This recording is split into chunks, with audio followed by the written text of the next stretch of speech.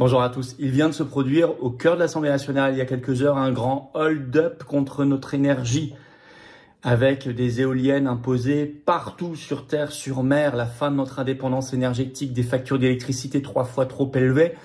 Et tout ça, on l'avait prévu ces dernières semaines, ces derniers mois sur cette chaîne. On avait dit que ceux qui vous vendaient trop vite des grandes victoires mentaient aux Français. Parce que ce hold-up, il est imposé par l'Union européenne et qu'il faut le dire aux Français et qu'on peut l'éviter et qu'on peut maintenant le corriger. D'autant qu'il y a de formidables idées sur l'avenir de l'énergie en France qui viennent d'émerger, notamment d'un ancien PDG d'EDF. Je vais en parler aussi dans cette vidéo. Vous allez tout comprendre et surtout où taper pour gagner. Parce que si on ne cible pas la bonne cible, on n'est pas prêt de la toucher. Vous allez voir ici, on ne se trompe pas de cible. Dans cette vidéo, elle est très importante, très concrète. L'énergie, c'est notre indépendance, notre souveraineté énergétique. C'est le prix de nos factures pour les ménages, les entreprises. C'est évidemment l'avenir aussi de nos paysages. Est-ce qu'il y aura des éoliennes partout sur les côtes, sur nos terres? Bref, nous allons parler de tout cela très concrètement dans cette vidéo. Merci de la partager, pour ça de vous abonner si vous voulez bien à cette chaîne YouTube. Pensez-y, un petit clic gratuit sur le bouton s'abonner aidera énormément. Vous pouvez pas vous imaginer à quel point ça aide si vous êtes abonné à la chaîne pour que les vidéos touchent plus de monde grâce à l'algorithme de YouTube qui est activé. Merci à vous. Ce vendredi 27 juin à 19 h, gros direct sur cette chaîne. Je répondrai à toutes vos questions sans tabou en direct, plus tous les sujets explosifs de l'actualité française et mondiale. Soyez là. Et dimanche 29 juin, évidemment, ça y est, la grande marche nationale, les Français se lèvent pour la paix dans un contexte sommet de l'OTAN sur l'Ukraine, les milliards qui partent, l'instabilité mondiale, le Moyen-Orient. Se battre pour une France libre, sortie de l'UE, de l'OTAN et pour la paix, c'est ce dimanche 29 juin. Rendez-vous à Paris dès 14 h, place du Palais Royal, pour un cortège qui partira à 15 h, ramener les drapeaux français, ce sera parfaitement sécurisé. Et vous le savez, le dimanche, le parking est gratuit à Paris, profitez-en. Organisez-vous, il y aura un monde fou. Par ailleurs, le 13 septembre, assise de la souveraineté de la race, ça se remplit à toute vitesse. Il y a le lien sous la vidéo en description, ainsi que la possibilité d'adhérer, de réadhérer ou de faire un don au mouvement. Et oui, je vous invite à le faire. Oui, ici, vous avez un mouvement, vous pouvez le vérifier sur ce sujet de l'énergie. Reprenez mes vidéos, mes directs du vendredi. Tout ce qui s'est produit à l'Assemblée ces dernières heures, on l'avait anticipé contre tout le système. Et surtout, on anticipe ce qu'il faut faire pour gagner. Et on se bat concrètement. Et dans le rassemblement avec la primaire des souverainistes qui cartonne comme proposition, c'est nous qui la faisons. Et l'action concrète dans le plus grand mouvement souverainiste et de résistance de France qui s'appelle les Patriotes, avec cette carte orange, qui est un passeport de paix, de liberté, d'avenir, d'espérance. J'ai besoin de vous maintenant. C'est à vous aussi de faire ce pas, de venir si vous le souhaitez. Vous êtes les bienvenus. Et je vous y invite. Nous sommes un mouvement indépendant qui n'a pas un centime de financement public. Rien, de rien, de rien. Et on fait, et on lâchera pas le morceau. Vous pouvez adhérer ou réadhérer aux Patriotes dès maintenant par le premier lien sous la vidéo en description ou faire un don au mouvement pour nous permettre de faire des actions. C'est le deuxième lien sous la vidéo en description. Et en plus, ça fait baisser vos impôts puisqu'il y a 2 tiers de défiscalisation sur toute adhésion, réadhésion ou don au mouvement. Bienvenue aux nouveaux adhérents Patriotes. Bravo aux réadhérents et aux donateurs. Allez, énergie, c'est un sujet très important. Le coup de force de l'Union européenne de Macron. Comme prévu, le mensonge des pseudo-oppositions, mais aussi de formidables idées qui sont injectées dans le débat. Ce coup de force, j'avais tout annoncé, tout ce qui allait se produire. Je vous ai tout expliqué dans des vidéos sur ce sujet ces dernières semaines et ces derniers mois et dans des directs du vendredi. Ce 24 juin, en effet, il y a eu vote donc des députés sur la proposition de loi dite Grémillet, du nom d'un sénateur des Vosges, sur l'avenir énergétique de la France. Et elle a été largement rejetée par 377 députés contre 142 voix pour. Elle prévoyait depuis de récents amendements un moratoire sur l'éolien, sur le solaire, l'arrêt de l'intégration du système électrique français au sein du marché européen. Très bien. Mais moi, je vous avais dit, attention, rien de cela n'est conforme avec le droit européen, donc ce sera évidemment dégagé. Et ça s'est produit. Si ça n'avait pas été dégagé là, ça aurait été dégagé ensuite par le Conseil constitutionnel ou ensuite par l'Union européenne elle-même. Mais de toute façon, il était très probable que ce soit dégagé dès maintenant. Alors, cette loi Grémillet, je vous avais expliqué il y a très longtemps déjà, qu'elle n'est pas le PPE, le fameux PPE. La PPE, c'est Programmation pluriannuelle de l'énergie. La PPE 3, parce que c'est la 3e du nom qui prévoit notre politique énergétique jusqu'en 2035. Ça n'est pas cela. La loi Grémillet, c'était un joujou donné aux parlementaires pour qu'ils s'amusent un peu, quitte à ce que ce soit rejeté à la fin, comme là, pendant que le gouvernement s'occupait de la PPE par décret, parce que la PPE, c'est une donnée obligatoire exigée par la Commission européenne. Je sais qu'il y a des manifs des gueux ce 28 juin et allez-y. C'est pour ça que j'ai mis notre manif le lendemain, le dimanche 29, pour permettre à tout le monde d'aller aussi le 28 s'il le souhaite. Manif des gueux. Mais je dis à Alexandre Jardin, je le redis, parlez enfin de l'Union européenne, sinon vous allez taper à côté, ça ne servira à rien. La PPE, c'est pas une loi française, c'est rendu obligatoire par un droit supranational qu'est l'Union européenne. Je vais vous le réexpliquer, redémontrer ici. La PPE 3, la consultation du public a été clôturée le 5 avril dernier, c'est fini. Science et Avenir, dans un article du 14 juin, expliquait tout, je vais vous lire un extrait, vous allez comprendre. Ce débat parlementaire est donc le débat sur la loi Grémillet. C'était une concession, écrit Science et Avenir, faite par le Premier ministre Bayrou aux parlementaires exigeant de donner leur avis sur la 3e PPE, qui doit faire l'objet d'un décret depuis la dernière consultation du public et donc clôturée le 5 avril 2025. Cette PPE fixe une réduction de consommation de 30% en 2030 et de 50% en 2050. Elle prévoit une transition des usages du gaz et pétrole vers l'électricité afin d'atteindre la neutralité carbone en 2050. Ça, c'est l'objectif de l'Union européenne. La production électrique doit en effet s'appuyer sur des énergies décarbonées, renouvelables et nucléaires, pour se substituer aux énergies fossiles. La PPE 3 prévoit l'ajout de 1,5 gigawatts de puissance éolienne par an jusqu'en 2035 et de 65 gigawatts au moins en 2035 pour le solaire. Elle intègre également la construction de 6 EPR de deuxième génération, etc.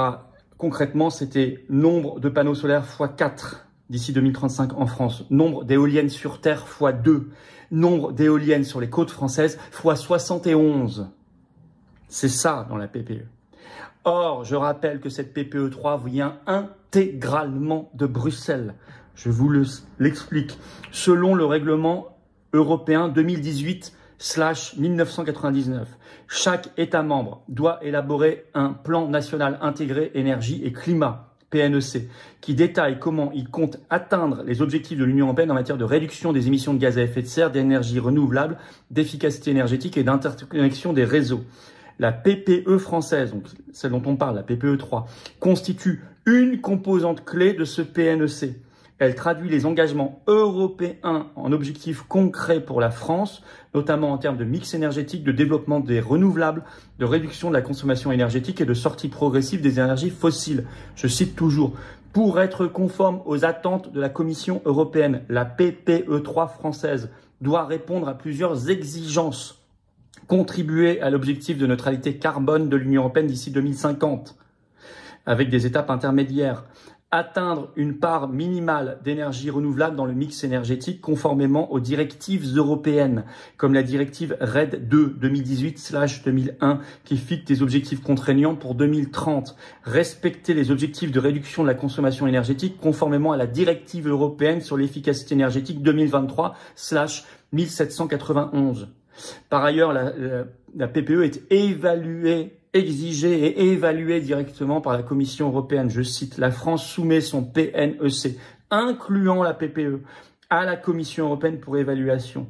La Commission européenne vérifie alors si les mesures proposées sont suffisantes pour atteindre les objectifs européens.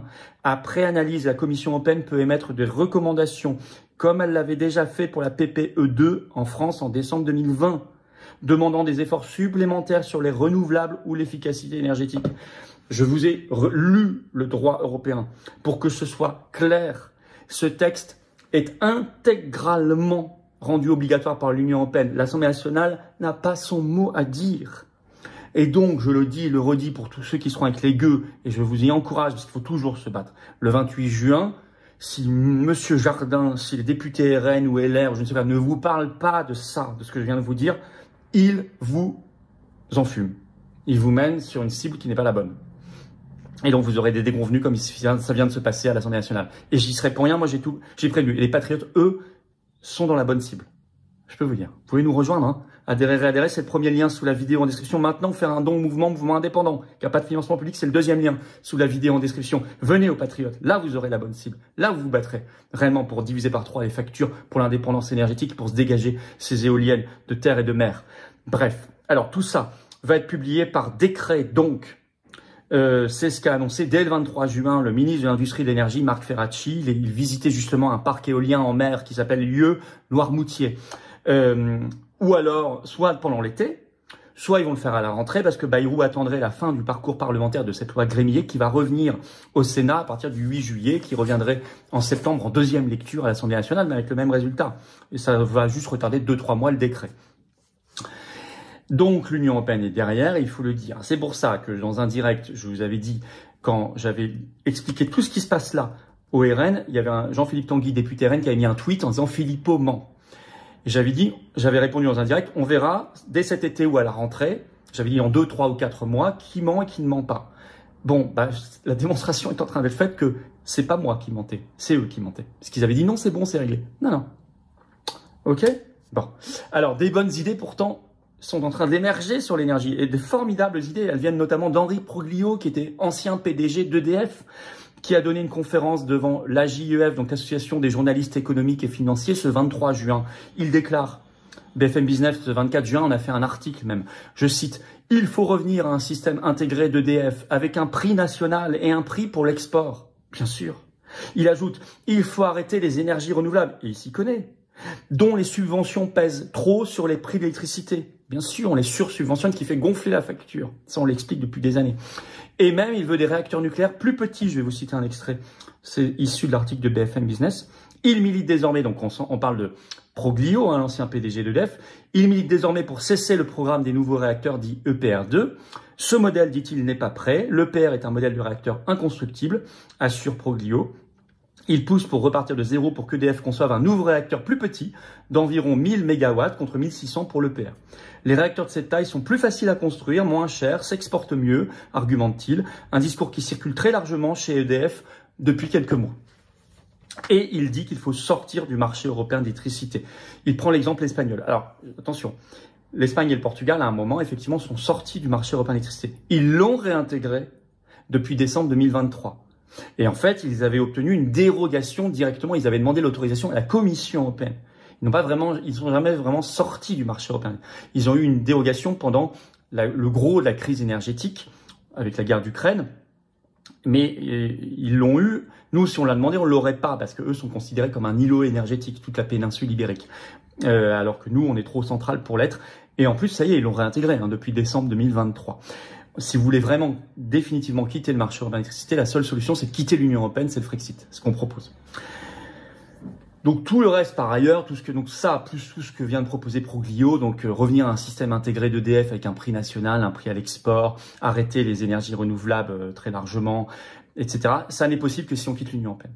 Je viens de vous le démontrer avec l'histoire de la PPE3, etc. et de ce marché européen d'électricité. C'est très important.